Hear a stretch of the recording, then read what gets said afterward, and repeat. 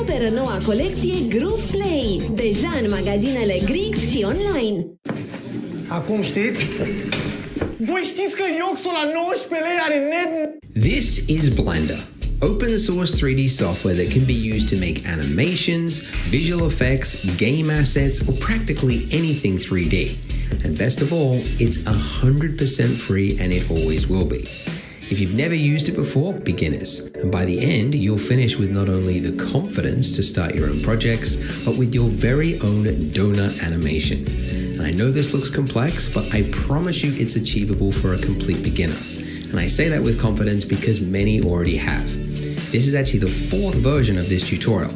I made the first donut tutorial back in 2016, and I've been remaking it every few years to keep up with Blender's development. In that time, millions of people, just like yourself, have gone from having never used 3D to successfully making their own donuts. One artist even snuck his into a little film called Everything Everywhere All at Once. Very clever. So if you're ready to take your /download or just connect to the wonderful world of 3D. First tip, do not get overwhelmed. If you go clicking around, you might find lots of buttons and some of them with very scary names, and it can all get very overwhelming very quickly. The thing you need to know is Blender can do a lot of things, which means it has a lot of tools, but you don't need to know every tool in order to do what you want to do.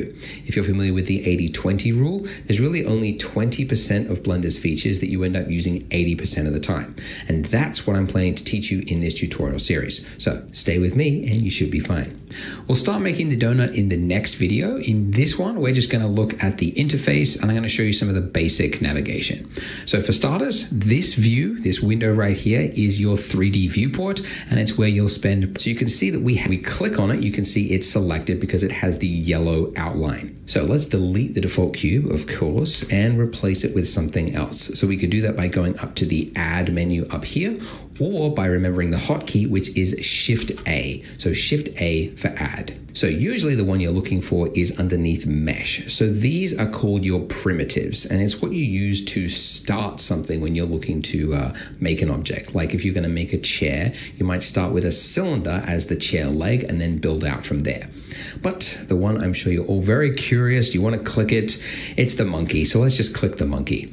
Why does Blender have a monkey? Well, fun fact, every 3D software has its own little random complex object because it's useful to test things like shaders or complexities of scenes. So 3ds Max has the Utah teapot, Houdini has the toy, and I think pig's head. Blender has the monkey, and it's actually called the Suzanne monkey head, which you can see in the top left there, named after the orangutan from the film Jay and Silent Bob Strikes Back.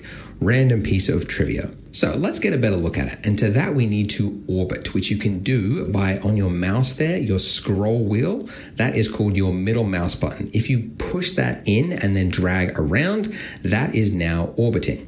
Now, for my laptop users, you've just panicked because you realize you don't have a mouse. How are you going to orbit around? First of all, probably a good idea to get a mouse for 3D work. It will come in handy. But in a pinch, you can get by without it just by up here in the top right-hand corner, this little gray circle, anywhere in the gray section. If you just left-click, drag on that, that will do the exact same thing.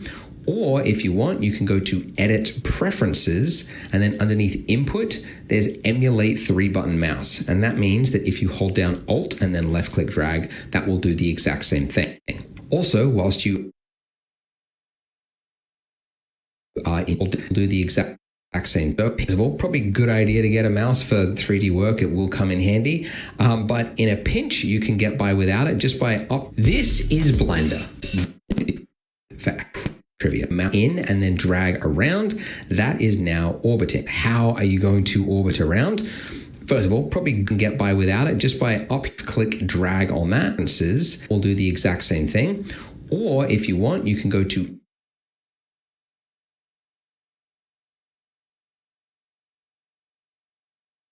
Edit Preferences, and then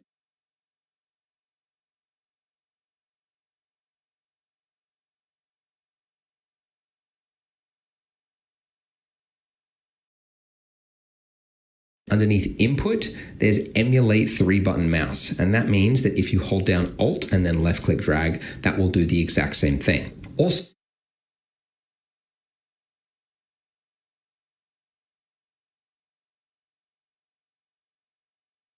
Also, whilst you are in user preferences, you might want to go to interface and you've got resolution scale.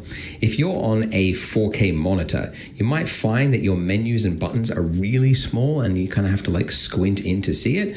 So personally, I like to keep my 4K monitor around about 1.5, but since this is a tutorial, I'll make it nice and big so you can see what I'm doing. Okay, so that's orbiting around with the middle mouse button. If we by going up to the magnifying glass tool there, and then just left click dragging and then moving the mouse back and forth, that does the same thing.